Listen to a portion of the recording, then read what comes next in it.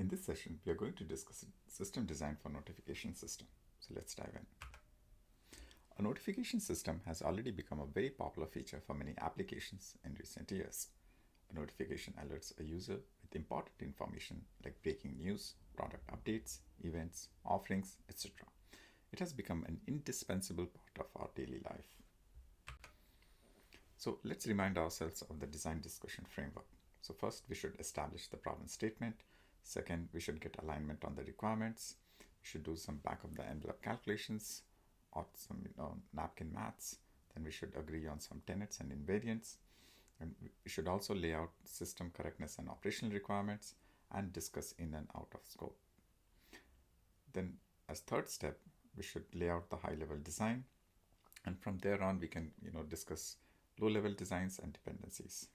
If time permits, we could also discuss operational readiness requirements like metrics, experiments, security and durability aspects of the design, and then finally, release strategies. So let's establish problem statement and design scope. So the requirements could be, it's a push notification, SMS message, and email. Let's say it's a soft real-time system. We want the user to receive notifications as soon as possible. And if the system is under high workload, a slight delay is acceptable. The supported devices could be iOS device, Android, or laptop. Notification can be triggered by client applications. They can also be scheduled on the server side. Users who choose to opt out will no longer receive notifications. Daily, let's say it's 10 million mobile push notifications and 1 million SMS or 5 million emails. So the different kind of notifications would be iOS push notifications, iOS or Android push notifications, email notifications, and generally the workflow is kind of, you have a provider, and then you have, depending on the device and services, you have APNs, FCMs, and then, it goes to mobile or email notification. So a provider is one who builds and sends notification requests. For example, Apple push notification service. And to construct a push notification, the provider provides the following data: device token, which is a unique identifier used for sending push notifications; payload, which is a JSON dictionary that contains a notifications payload; and APNS, which is a remote service provided by Apple to propagate push notification to iOS devices. And then there is a device itself, which is the end client, which receives the push notification. And pictorially on the right hand side, you can see, there's APNs to iOS, FCM to Android, then SMS service to SMS, and email service to email. Contact info gathering workflow. So to send notifications, we need to gather mobile device tokens, phone numbers, or email addresses. As shown in the figure, when a user installs the apps or signs up for the first time, API server collects user contact information and stores it in the database. Email addresses and phone numbers are stored in the user table, whereas device tokens are stored in the device table. A user can have multiple devices, indicating that a push notification can be sent to all of the devices. So in the diagram on the left hand side, you can see user devices. They app install or sign up, then it goes to API servers through the load balancers, and then the contacts are stored in databases. So here is the kind of some simple data model.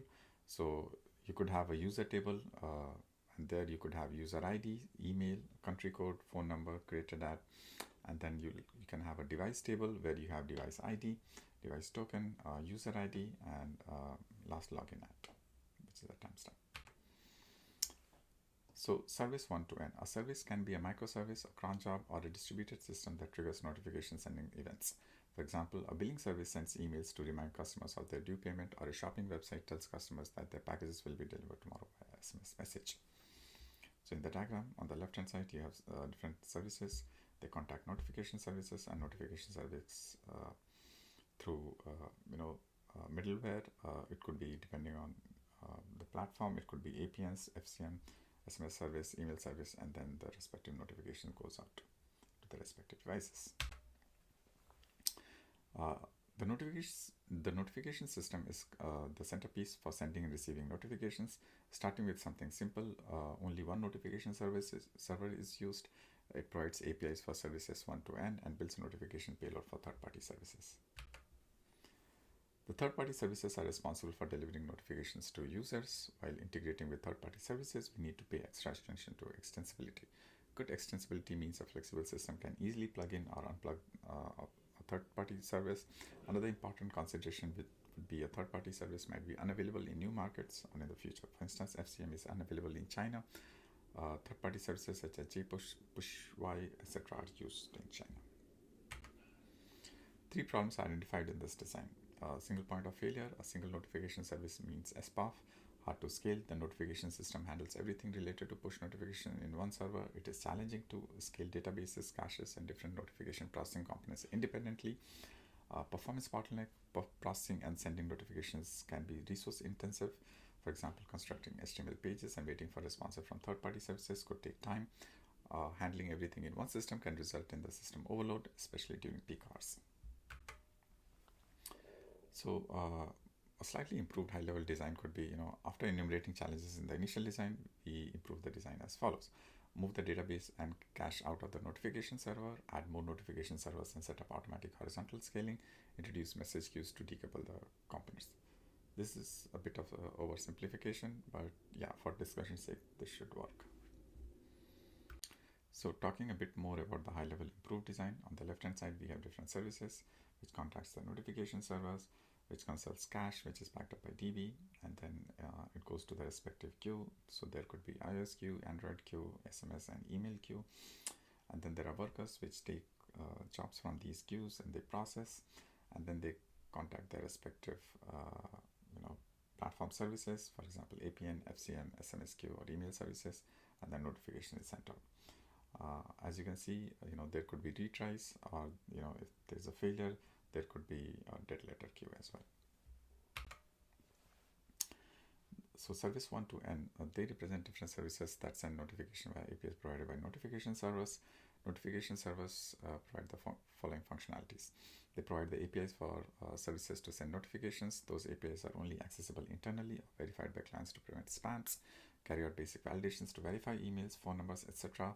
Then they query the database or cache to fetch data needed to render a notification, put notification data to message queues for parallel processing. Cache. Cache might contain user information, device information, notification templates are attached. Database stores the same things. It's just that it's more persistent. Cache could be ephemerals. So message queues, they remove dependencies between components. Message queues serve as buffers when high volumes of notifications are sent out. Each notification type is assigned with a distinct message queue, so an outage in the third-party services will not affect the notification types. Workers. Workers are a list of servers that pull notification events from message queues and send them to corresponding third-party services. The third-party services are already discussed earlier, so they could be iOS, Android, SMS, or email. Now let's examine how components work together to send a notification. A service calls APIs provided by the notification servers to send notifications. Notification servers fetch metadata such as user info, device token, and notification settings from the cache or database. A notification event is sent to the corresponding queue for processing. For instance, an iOS push notification event is sent out to iOS PN queue. Workers pull notification events from message queues and then send notification to third-party services. Third-party services send notification to user devices where it's rendered. Now, as part of deep dive, we could talk about reliability, additional components, for example, notification template, notification settings, rate limiting, retry mechanisms, security in push notifications, monitoring, queued notifications, and event tracking. Now, one of the most important requirements in a notification system is that it cannot lose data.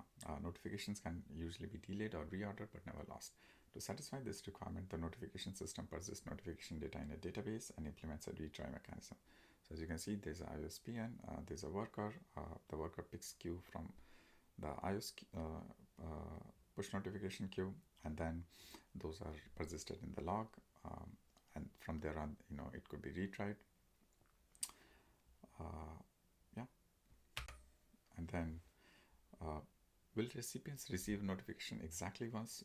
well, we have not talked about this earlier as part of requirement, but one of the requirements, functional requirements, could be some guarantees. For example, at least once guarantees.